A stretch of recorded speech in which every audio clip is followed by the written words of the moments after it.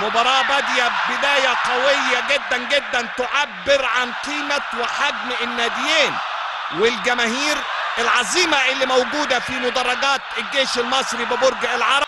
يطلع علي معلول، راح له باهر، ادي مرة تانية شريف وتسديدة اولى.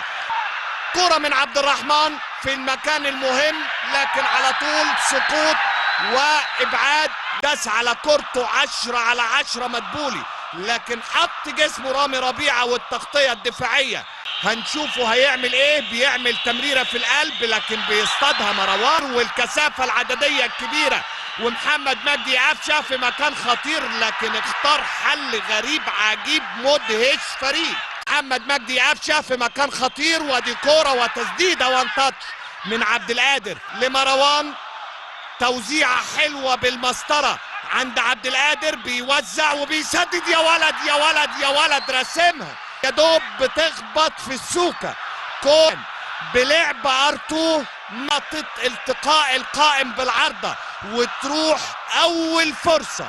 هينفذ ازاي؟ اتلعبت على القائم الثاني. احمد عادل بيعمل ابعاد، ترجع لقفشه بيظبط كورته، ودي عرضية ودي لمسة راسية ودي كرة خطيرة وجول جول جول جول. الكل يجمع الكل يجمع. الاهلي هيبدأ يمتع والسعادة الاولى بهدف اول نتيجة الضغط وتكرار الضغط.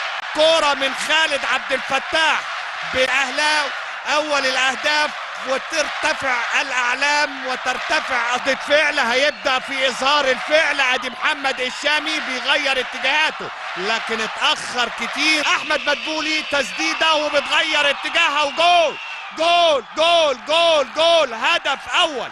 غندور منتظر القرار من حكام الفار، هل هدف ام سيكون هناك قرار؟